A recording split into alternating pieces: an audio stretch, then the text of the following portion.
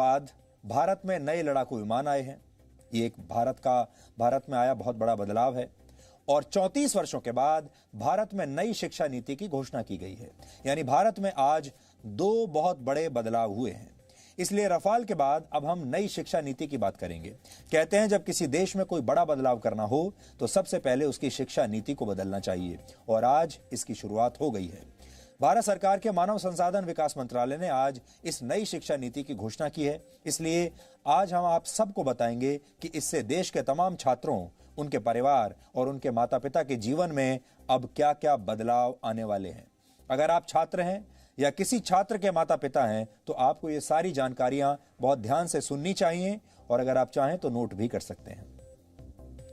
तो अब आपको बड़े बड़े बदलाव बताते हैं। अब तक भारत की स्कूली शिक्षा व्यवस्था 10+2 के फॉर्मेट पर चलती थी, लेकिन अब इसे 5+3+3+4 के फॉर्मेट में बदल दिया गया है। इसके तहत स्कूल के पहले 5 वर्षों की पढ़ाई फाउंडेशन स्टेज मानी जाएगी, यानी इस दौरान छात्रों के लिए मजबूत नींव तैयार की जाएगी। इसका करिकुलम NCERT द्वारा तैयार किया जाएगा और इसमें प्री प्राइमरी के 3 वर्ष और पहली और दूसरी कक्षा का एक वर्ष शामिल होगा, यानी प्री प्राइमरी के 3 साल और फिर पहली और दूसरी कक्षा के 2 साल। इसके तहत बच्चों को खेल कूद और अलग अलग गतिविधियों के जरिए पढ़ाई कराई जाएगी, यानी इन कक्षाओं के छात्रों के लिए किताबों का बोझ अब पहले जितना नहीं होगा। इसलिए हम कहेंगे कि जो छोटे बच्चे अब स्कूलों में जाएंगे और अपने शिक्षा की यात्रा को आरंभ करेंगे, वो बहुत किस्मत वाले होंगे।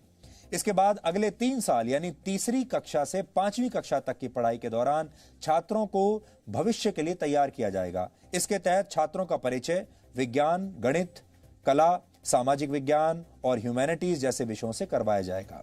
इसके अगले 3 साल मिडिल स्टेज माने जाएंगे और इसमें कक्षा 6 से लेकर कक्षा 8 तक के छात्र शामिल होंगे। इस स्टेज में छात्रों को तय पाठ्यक्रम के मुताबिक पढ़ाया जाएगा और इसके बाद 9वीं से 12वीं कक्षा तक इस फॉर्मेट की 4 वर्षों वाली आखिरी स्टेज होगी। ये 4 साल की स्टेज होगी। इसमें छात्रों में किसी विषय के प्रति गहरी समझ पैदा की जाएगी, उनकी विश्लेषण क्षमता को बढ़ाया जाएगा और उन्हें जीवन में बड़े लक्ष्य निर्धारित करने के लिए प्रेरित किया जाएगा।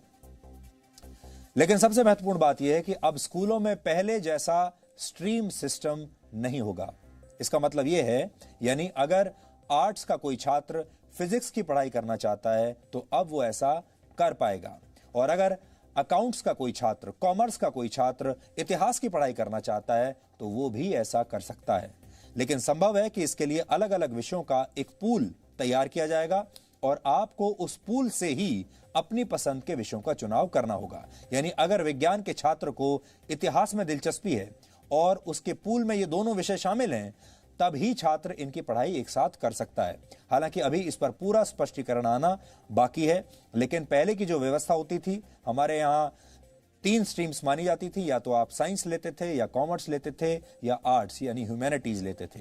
और अगर आपने ह्यूमैनिटीज लिया है तो आप साइंस नहीं पढ़ सकते, अगर आपने कॉमर्स लिया है तो भी आप शायद साइंस नहीं पढ़ सकते, साइंस लिया है तो ह्यूमैनिटीज नहीं पढ़ सकते। ऐसी चीजें पहले हुआ करती थी अभी तक, लेकिन अब ये सब बदल जाएगा। अब आप फिजिक्स भी पढ़ सकते हैं, कॉमर्स भी पढ़ सकते हैं, अकाउंट्स पढ़ सकते हैं, एक साथ इतिहास भी पढ़ सकते हैं और फिजिक्स की पढ़ाई भी कर सकते हैं।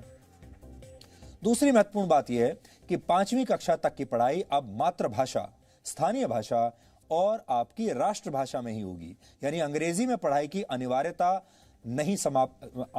समाप्त नहीं होगी।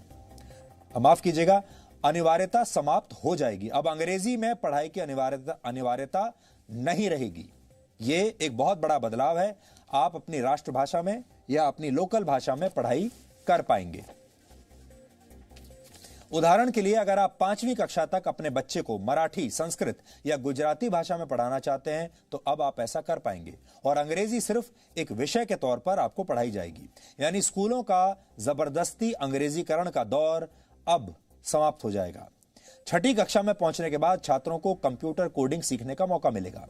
यानी अब भारत के छात्र चीन जैसे देशों की तर्ज पर छोटी उम्र में ही सॉफ्टवेयर और मोबाइल फोन एप्लीकेशंस बनाने की तकनीक सीख पाएंगे, और 6ठी कक्षा से ही छात्रों को इंटर्नशिप का भी मौका मिलेगा। यानी अगर किसी छात्र की किसी खास विषय में रुचि है और वो उसकी प्रैक्टिकल नॉलेज हासिल करना चाहता है तो वो इस विषय से जुड़ी इंटर्नशिप कहीं भी कर सकता है। उदाहरण के लिए अगर आपका बच्चा पेंटिंग करने का शौक रखता है तो वो किसी पेंटर के पास अब इंटर्नशिप के लिए जा सकता है। अगर आपके बच्चे को सॉफ्टवेयर में इंटरेस्ट है तो वो किसी सॉफ्टवेयर कंपनी में अब अपने स्कूल के दौरान ही इंटर्नशिप कर सकता है।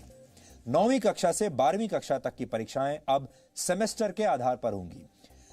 एक साल में 2 सेमेस्टर होंगे और हर 6 महीने पर एक परीक्षा होगी और दोनों सेमेस्टर्स के अंकों को जोड़कर आपकी फाइनल मार्कशीट तैयार की जाएगी। यानी अब एक छात्र के तौर पर आपको पूरे साल पढ़ाई करनी होगी और आप ये कहकर बच नहीं सकेंगे कि आप सिर्फ फाइनल एग्जाम्स की तैयारी करना चाहते हैं। इससे पहले आपने देखा होगा बहुत सारे छात्र ऐसे होते हैं जो साल के सिर्फ आखिर में कुछ समय तक पढ़ते हैं, 1-2 महीने पढ़ाई कर लेते हैं और फिर उसके आधार पर वो फाइनल जो परीक्षा होती है उसमें बैठते हैं और उनमें से बहुत सारे लोग अच्छे नंबर ले भी आते हैं। लेकिन ये वो लोग होते हैं जिन्होंने पूरे साल पढ़ाई नहीं की। अब आपको पूरे साल पढ़ाई करनी पड़ेगी। इसके अलावा बोर्ड की परीक्षाओं को आसान बनाया जाएगा और इसमें छात्रों की क्षमता पर ज्यादा ध्यान दिया जाएगा। रटने की क्षमता नहीं, समझने की क्षमता पर ध्यान दिया जाएगा। ट्यूशन और कोचिंग क्लास के जरिए रट्टा लगवाने की आदत को समाप्त कर दिया जाएगा। बोर्ड परीक्षा देने वाले छात्रों को अब उनकी पसंद की भाषा में परीक्षा लिखने की पूरी छूट होगी। उदाहरण के लिए अगर आप चाहें तो हिंदी या अंग्रेजी में से किसी एक भाषा में अपनी परीक्षा दे सकते हैं। छात्रों के रिपोर्ट कार्ड्स को भी अब पहले की तरह तैयार नहीं किया जाएगा। किसी छात्र को फाइनल मार्क्स देते समय उसके व्यवहार, एक्स्ट्रा करिकुलर एक्टिविटीज में उसके प्रदर्शन और उसकी मानसिक क्षमताओं का भी ध्यान रखा जाएगा। इसके अलावा रिपोर्ट कार्ड को 360 डिग्री असेसमेंट के आधार पर तैयार किया जाएगा। इसमें छात्र खुद को भी अंक देंगे, यानी अपना खुद का भी विश्लेषण करेंगे। विषय पढ़ाने वाले शिक्षक भी छात्र को अंक देंगे और छात्रों के सहपाठी भी उनका आकलन करेंगे। कॉलेज में पढ़ाई करने वाले छात्रों के लिए भी इस नई शिक्षा नीति में बहुत सारे बदलाव किए गए हैं। इसलिए जो छात्र अब कॉलेज में इसके बाद जाने वाले हैं वो भी ध्यान से अभी देख लें। अब देश के छात्र कॉलेज में एडमिशन के लिए कॉमन एप्टीट्यूड टेस्ट दे पाएंगे। इसका अर्थ यह है कि अगर 12वीं कक्षा के बोर्ड एग्जाम्स में आपके ठीक नंबर नहीं आए हैं या आपके मार्क्स इतने नहीं आए हैं कि आपको कट ऑफ परसेंटेज के आधार पर सीधे किसी कॉलेज में एडमिशन मिल पाए, तो आप कॉमन एप्टीट्यूड टेस्ट भी दे सकते हैं और फिर इस टेस्ट में आपके प्रदर्शन को आपके 12वीं कक्षा के नंबरों के साथ जोड़ दिया जाएगा और उस आधार पर आपको आपके मनपसंद कॉलेज में एडमिशन मिल पाएगा। ग्रेजुएशन की पढ़ाई को 3 और 4 वर्षों के कोर्स ड्यूरेशन में अब बांट दिया जाएगा। पहले अगर आप कॉलेज की पढ़ाई बीच में ही छोड़ देते थे तो आपको ग्रेजुएशन की डिग्री नहीं मिलती थी। या तो आप पूरी पढ़ाई कीजिए और या बिल्कुल मत कीजिए। लेकिन नई शिक्षा नीति लागू होने के बाद अगर आप 1 साल के बाद कॉलेज छोड़ देते हैं तो आपको सर्टिफिकेट दिया जाएगा। ये आपका सर्टिफिकेट कोर्स माना जाएगा। अगर आपने कॉलेज का फर्स्ट ईयर कंप्लीट कर लिया और उसके बाद पढ़ाई छोड़ दी तो आपको सर्टिफिकेट कोर्स का सर्टिफिकेट मिलेगा। इसी तरह अगर आप सेकेंड ईयर पास करने के बाद 2 साल के बाद पढ़ाई छोड़ देते हैं तो आपको डिप्लोमा दिया जाएगा। और अगर आप थर्ड ईयर यानी 3 साल की पढ़ाई पूरी कर लेते हैं तो आपको बैचलर्स डिग्री दी जाएगी। और अगर आप 4 साल का कोर्स करके बैचलर्स डिग्री लेना चाहते हैं तो आपको रिसर्च के सर्टिफिकेट के साथ ये डिग्री मिलेगी। इससे उन छात्रों को बहुत फायदा होगा जो कॉलेज के दौरान किसी प्रोजेक्ट पर काम कर चुके हैं। 4 वर्ष के इस कोर्स में स्कूल के छात्रों की तरह कॉलेज के छात्र भी अलग अलग विषयों की पढ़ाई एक साथ कर पाएंगे। इस व्यवस्था को मल्टी एंट्री और मल्टी एग्जिट वाली व्यवस्था कहा जाता है। यानी छात्र जब जिस विषय की पढ़ाई करना चाहेंगे तो वो ऐसा कर सकेंगे और जब वो ये पढ़ाई छोड़ना भी चाहेंगे तो ये काम भी आसानी से कर सकेंगे। इसीलिए इसे मल्टी एंट्री और मल्टी एग्जिट कहा गया है। आप जब चाहे एंट्री ले सकते हैं और एग्जिट भी कर सकते हैं जब चाहें। इसके अलावा एक एकेडमिक बैंक ऑफ क्रेडिट बनाया जाएगा। इसके तहत अगर आप एक से ज्यादा कोर्स एक साथ करना चाहते हैं तो आप ऐसा कर पाएंगे और जिस कोर्स को आप जहां तक कंप्लीट करेंगे उसके अंक इस क्रेडिट बैंक में जमा हो जाएंगे और फिर जब आप फाइनल डिग्री के लिए कोई कोर्स करेंगे तो उस क्रेडिट को इसमें जोड़ दिया जाएगा। यह पूरी व्यवस्था पूरी तरह से डिजिटल होगी, ऑनलाइन होगी। मानव संसाधन विकास मंत्री रमेश पोखरियाल निशंक और उनकी टीम ने इस नई शिक्षा नीति पर आज क्या कहा, यह भी आज आपको सुन लेना चाहिए। कि पूरी दुनिया में शायद इससे बड़ा परामर्श, विचार विमर्श कभी नहीं हुआ होगा। इतना बड़ा नवाचार ये दुनिया के लिए एक उदाहरण है, जब किसी नीति पर देश के कोने कोने से, अभिभावकों से, छात्रों से, अध्यापकों से, विशेषज्ञों से, शिक्षाविदों से, राजनीतिज्ञों से, जनप्रतिनिधियों से और यहाँ तक कि 1,25,000 ग्राम समितियों से विचार विमर्श किया गया हो। यह बेहद महत्वपूर्ण है क्योंकि 34 साल से शिक्षा नीति में परिवर्तन नहीं हुआ था और इसलिए आज का ये जो परिवर्तन है और जो नई शिक्षा नीति है, मुझे विश्वास है कि पूरा समाज और सभी देशवासी इसका स्वागत करेंगे और दुनिया के शिक्षाविद भी इसको निश्चित रूप से सराहना करेंगे। आज की व्यवस्था में यदि 4 साल इंजीनियरिंग पढ़ने के बाद या 6 सेमेस्टर पढ़ने के बाद किसी कारणवश मैं आगे नहीं पढ़ सकता हूं, तो मेरे पास कोई उपाय नहीं है, मैं आउट ऑफ द सिस्टम हो जाता हूं। Multiple entry and exit system में ये रहेगा कि 1 साल के बाद सर्टिफिकेट, 2 साल के बाद डिप्लोमा, 3 या 4 साल के बाद डिग्री, यानी और multiple entry through academic bank of credit, जो नीचे बुलेट है कि मेरे जो क्रेडिट फर्स्ट ईयर के हैं, सेकेंड ईयर के हैं, जैसे बैंक के सेविंग अकाउंट होते हैं वैसे ही एकेडमिक क्रेडिट में डिजी लॉकर के माध्यम से हमारे वहाँ पर क्रेडिट रहेंगे। So that in the third year if I want to take a sabbatical for a year or I want to take a break for any reason, family condition or otherwise for some time, and I return after a fixed period, within a fixed period of which will be prescribed by the new Higher Education Commission. If I come back to the education system, I will not be asked to repeat the first and second year. My credits are already there in the academic credit bank. I will utilize those credits for my further education. आप सब जानते हैं कि अभी 10+2 structure है, जिसमें जो पहले 10 वर्ष हैं उनका एक तरह से फेज वाइज करिकुलम होता है। फिर सडनली जब आप सेकेंडरी में जाते हैं, +2 में जाते हैं, तो सब्जेक्ट जो है स्पेशलाइजेशन होने लगती है। यहाँ पर जो हम सिस्टम लेकर के आए हैं वो 15 वर्ष का जो आप देख रहे हैं 5+3+3+4, उसमें 3 वर्ष तो पूर्व प्राथमिक हैं। उसी तरह जो +4 लिखा है वो 9th to 12th है। इसमें भी जैसा कि सर कह रहे थे, जैसा हायर एजुकेशन में है, कोई स्ट्रीम्स नहीं है, मल्टी डिसिप्लिनरी होगा। अगर बच्चा फिजिक्स के साथ, जैसा सर ने कहा, फैशन स्टडीज लेना चाहे, बेकरी कन्फेक्शनरी कुछ पढ़ना चाहे केमिस्ट्री के साथ, इट विल बी परमिटेड। एक महत्वपूर्ण बात यह भी है कि अब स्कूलों और उच्च शिक्षा संस्थानों में संस्कृत भाषा को भी बढ़ावा दिया जाएगा। संस्कृत के विश्वविद्यालयों में अलग अलग विषयों की पढ़ाई संस्कृत में कराई जाएगी। स्कूल और कॉलेज में भी संस्कृत की पढ़ाई पर जोर दिया जाएगा।